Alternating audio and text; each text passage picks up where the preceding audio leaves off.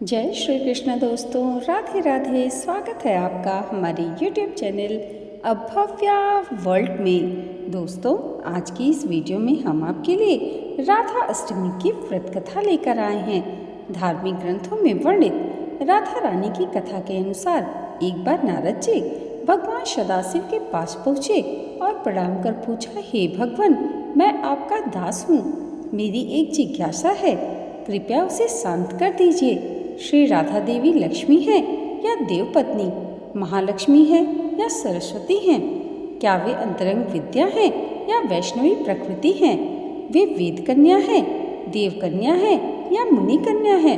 इस पर सदाशिव बोले, हे मुनिवर, अन्य किसी लक्ष्मी की बात क्या कहें? कोटि कोटि महालक्ष्मी भी राधा जी के चरण कमल की शोभा के सामने तुच्छ हैं। हे नारद जी, मैं तो श्री राधा के रूप, लावण्य और गुण आदि का वर्णन करने में खुद को असमर्थ पाता हूँ। तीनों लोकों में कोई भी ऐसा समर्थ नहीं है जो उनके रूप आदि का वर्णन करके पार पा सके। उनकी रूप माधुरी जगत को मोहने वाले श्री कृष्ण को भी मोहित करने वाली है। यदि अनंत मुँह से चाहूँ तो भी उनका वर्णन करने की मुझ में क्षमता नहीं है। नारद जी बोले, हे प्रभु, श्री राधिका जी के जन्म का महात्म्य सब प्रकार से श्रेष्ठ है, मैं उसको सुनना चाहता हूँ। हे भगवान, सब व्रतों में श्रेष्ठ श्री राधा अष्टमी व्रत के बारे में मुझे बताइए। इस पर शिव जी ने बताया कि वृषभ भानुपुरी के राजा वृषभानु महान उदार थे। वे महान कुल में उत्पन्न हुए और सब शास्त्रों के ज्ञाता थे। अणिमा, महिमा आदि 8 प्रकार की सिद्धियों से युक्त श्रीमान धनी और उदार चेता थे। वे संयमी, कुलीन, सदा विचार वाले भगवान श्री कृष्ण के आराधक थे। उनकी भार्या श्रीमती श्री कीर्तिदा थी। ये भी महालक्ष्मी के समान भव्य रूप वाली और परम सुंदरी थीं। वे सर्व विद्या और गुणों से युक्त कृष्ण स्वरूपा और महापतिव्रता थीं। उनके गर्भ से ही भाद्रपद शुक्ल अष्टमी को मध्याह्न काल में श्री वृंदावनेश्वरी श्री राधिका जी प्रकट हुई थीं। शिव जी ने नारद जी को बताया कि राधा अष्टमी के दिन व्रत रखकर उनकी पूजा करनी चाहिए। इसके लिए श्री राधा कृष्ण के मंदिर को ध्वजा, पुष्पमाल्य, वस्त्र, पताका, तोरण आदि से सजाना चाहिए। 5 रंग के मंडप बनाकर उसके भीतर षोडश कमल यंत्र के बीच राधा कृष्ण की मूर्ति को स्थापित करें। इसके बाद राधा जी की स्तुति और ध्यान करें और उन्हें सुगंध, पुष्प, फल, धूप आदि अर्पित करें।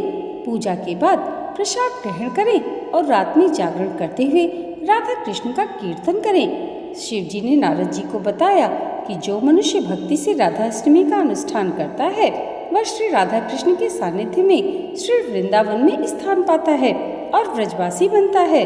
श्री राधा जन्म महोत्सव का कीर्तन करने से मनुष्य भव बंधन से मुक्त हो जाता है। जो व्यक्ति राधा नाम और राधा जन्माष्टमी व्रत की महिमा गाता है उसे सभी तीर्थों का फल और विद्या मिलती है। शिव जी ने कहा कि जो व्यक्ति श्री राधिका जी को भजता है, उन्हें याद रखता है, उसे मैं भजता हूँ और उसे मेरी कृपा प्राप्त होती है। राधा नाम स्मरण निसफल नहीं होता। श्री राधा जी सर्व तीर्थमयी और ऐश्वर्यमयी हैं। श्री राधा भक्ति के घर से कभी लक्ष्मी विमुख नहीं होती। जो राधा का ध्यान करते हैं उसके घर श्री राधा जी के साथ श्री कृष्ण भी वास करते हैं। यह सब सुनकर मुनि श्रेष्ठ नारद जी ने श्री राधा अष्टमी में भजन पूजन किया। जो मनुष्य इस श्लोक में राधा जन्माष्टमी व्रत की यह कथा सुनता है वह सुखी, सम्मानित, धनी और सर्वगुण संपन्न हो जाता है। शिव जी के अनुसार जो व्यक्ति धर्म के लिए राधा मंत्र जपता है उसका मन धर्म में तल्लीन होता है। जो धन चाहता है उसे धन की प्राप्ति होती है और जो कामार्थी या मोक्षार्थी है उसे ये चीजें प्राप्त होती हैं। श्री राधा की भक्ति करने वाला सुखी, विवेकी और निष्काम हो जाता है। प्रेम से बोलिए राधे राधे।